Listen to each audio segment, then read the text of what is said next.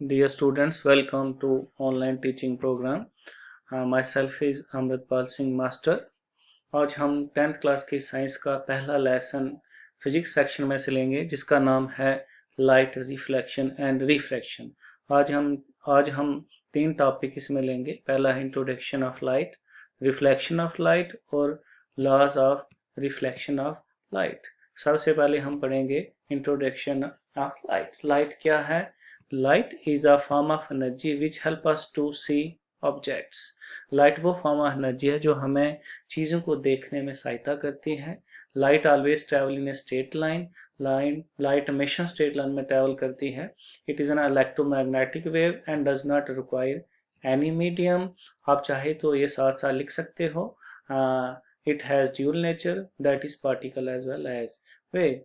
Light जब objects पर पड़ती है तो reflection, refraction and absorption can takes place होता है। लाइट जब ऑब्जेक्ट पर पड़ती है, ऑब्जेक्ट से रिफ्लेक्ट होके हमारी आंखों तक पहुंचती है और हम चीजों को देख पाते हैं। When light falls on an object, it reflects the light, and when the reflected light reaches to our eyes, then we see the objects. जो कॉमन फिनोमिना है एसोसिएटेड विद लाइट के साथ, जैसे फॉर्मेशन ऑफ शैडोज होता है, formation of images होता है mirror द्वारा, लेंसेज द्वारा, bending of light by medium, twinkling of stars हो गया, फॉर्मेशन ऑफ रेनबो, ये सारे के सारे जो है लाइट के साथ जुड़े हुए हैं। तो अभी आप हमने पढ़ा लाइट क्या है, लाइट की नेचर क्या है, ये इसके बारे में पढ़ा। अब हम आगे नेक्स्ट इसका पढ़ेंगे reflection of light.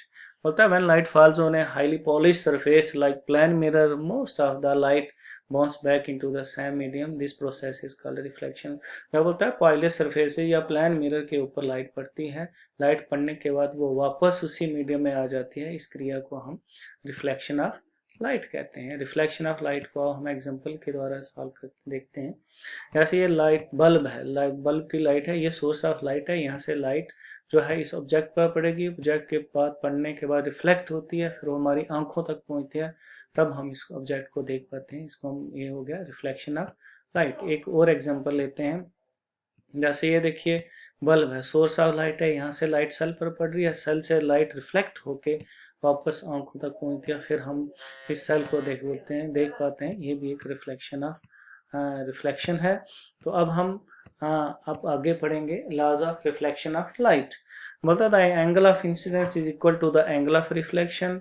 The incident ray, दूसरा लॉ है the reflected ray and the normal to the mirror at the point of incidence all in the same like plane में होते हैं। और हम इन लॉज को एग्जांपल द्वारा, डायग्राम द्वारा समझने की कोशिश करते हैं। जैसे ये देखिए, ये लाइट जो है पड़ रही है इस प्लेन मिरर के ऊपर, इसको हम बोलते हैं इंसिडेंट रे, और ये पढ़ने के बाद जब रिफ्लेक्ट होती है हम इसको बोलते हैं रिफ्लेक्टेड रे। और बीच में हम एक नॉर्मल ड्रा करते हैं जो इन रिफ्लेक्टेड रे और इंसिडेंट रे को बराबर इक्वल हिस्सों में डिवाइड करता है। तो जब इंसिडेंट रे जो नॉर्मल के साथ एंगल बनाती है उसको हम बोलते हैं एंगल ऑफ इंसिडेंस, और जो रिफ्लेक्टेड रे एंगल ऑफ इसके नॉर्मल के साथ एंगल बनाती है उसको हम एंगल ऑफ रिफ्लेक्शन बोलते हैं। जैसे पहला था angle of incidence equal to angle of reflection. For example, जैसे एंगल ऑफ इंसिडेंस अगर 30 डिग्री है तो एंगल ऑफ रिफ्लेक्शन भी 30 डिग्री का होगा। दूसरा वाला था the incident ray, the reflected ray and the normal are lie in the same, एक ही प्लेन में पढ़ते हैं। तो आज हम इस चैप्टर में हमने लाइट के बारे में पढ़ा, रिफ्लेक्शन ऑफ लाइट के बारे में पढ़ा, उसके बाद हमने laws of reflection of light पढ़े।